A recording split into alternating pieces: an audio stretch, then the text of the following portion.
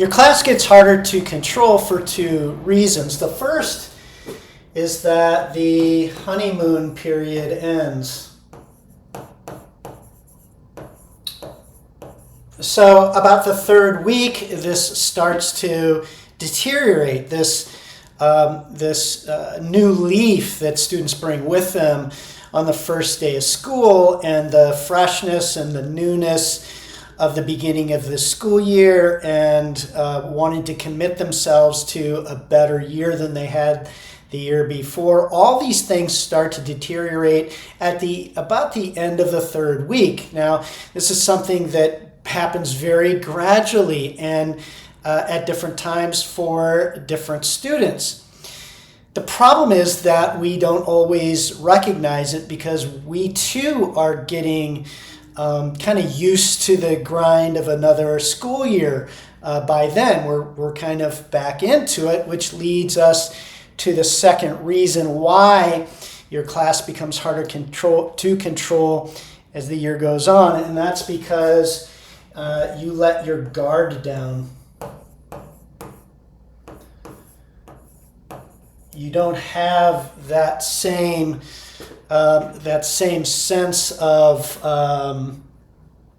awareness that you had that first day of school, that same sort of energy that you had. Now, I don't mean necessarily physical energy, but that mental energy and sharpness as you did the first day of school. And because the honeymoon period sort of ends gradually and you're not really noticing, you're also not really noticing that you're cutting corners with very, very small things.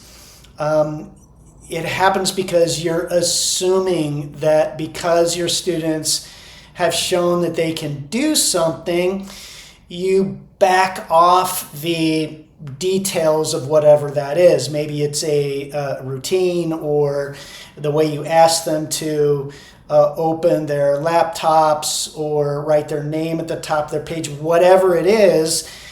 If you've cut corners in any place from where you taught something, this also leads to a deterioration in behavior as the year goes on.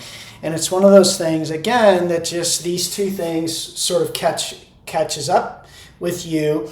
And sometimes it's not until toward the end of October, even November, when you start to see, oh my gosh, things aren't going very well. It's very sloppy. The room isn't as clean anymore. These kind of things. And it happens very, very gradually as you let your guard down. Before we get to the solutions, please do me a favor and subscribe to this channel. If you like this video, give it a thumbs up, leave a comment below. I would really appreciate it. So the solution to this is you must have this burning desire, pursuit of excellence in everything you do. Excellence in everything. So presumably you did have this feeling as you want everything to just go really perfectly the first day of school. You taught things, like I mentioned, in great detail, and you ensured, hopefully, that your students were doing it exactly as you visualized in your head, the optimum of what you want your classroom to look like. This needs to stay with you from the first opening bell, the first day of school, to the very last student leaves your classroom at the end of the school year. This has always been important for classroom management, but it is more so now in this day and age than ever before. You cannot let your guard down at all. You can't cut corners anywhere.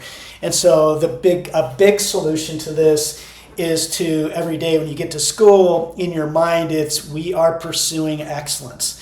We're going to go from one success to the next all day long. I'm going to set my students up for excellence in all of my teaching.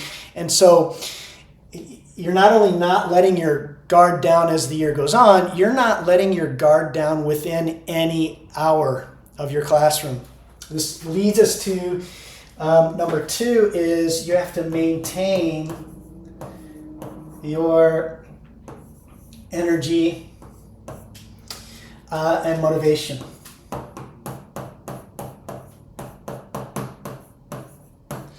Because this is what causes you to cut corners. This is what causes you to see a student breaking a minor misbehavior in the back corner of your classroom, and you're thinking to yourself, oh my gosh, I'm not going to deal with it today. I can't deal with it. I've got a headache or whatever. I'm not going to deal with it. The problem with that is that you pay for that every time. And again, the degrading of the excellence in your classroom, any and every time you do this, that this goes down, a day where you accept mediocre, or you accept average, or that it's okay that your the way you taught your routine, they performed it at a 6, 7 out of 10. You can't accept that, because the adage, you're either getting better or you're getting worse, is very apropos with classroom management and with excellent teaching. You have to push for better and better each day. Part of this energy and motivation is you taking care of yourself, going to bed at a decent time, making sure you're getting your exercise, being organized and prepared, and all those things that you have to do to be at your best. It's like any performance, any job, any athlete would do this. Any top performer is going to make sure that they're prepared each day. You're there with plenty of time to kind of visualize your day, to get ready for things, to be motivated, and 100%. Now, when I mention energy, it's more mental energy. If you have a really good classroom management, you have a lot less stress. This is sort of the discipline equals freedom. If you've heard that before, your discipline and following through on these things gives you tons and tons of freedom, low stress, being able to go home at a decent hour, all these sorts of things. Work doesn't pile up. And so it's really critical. This is a really big one when I see teachers sleepwalking through the hallway in the morning. You need to be fresh and ready to go. The third thing is, as the year goes on, you want to shift more and more to your lessons. So you want to be hyper-focused on your lessons, on great lessons. This is a core principle of smart classroom management. I have an entire book on this topic called Inspire, and it's how to, and also the Happy Teacher Habits, there's a chapter on how to present lessons that kids are interested in. Yes, in this day and age, yes, no matter where you teach. Someone mentioned that in a comment that they didn't think I had ever taught at a Title I school. 30 years at just Title I schools. There are no excuses. So hyper-focused on lessons means that your content knowledge is second to none. This is what makes kids interested, is going deep rather than broad. The nitty-gritty details are what kids love, the stories, and your ability to tell them with humor or with intrigue or mystery. Those are the things that kids really love. This is what puts them in a flow state.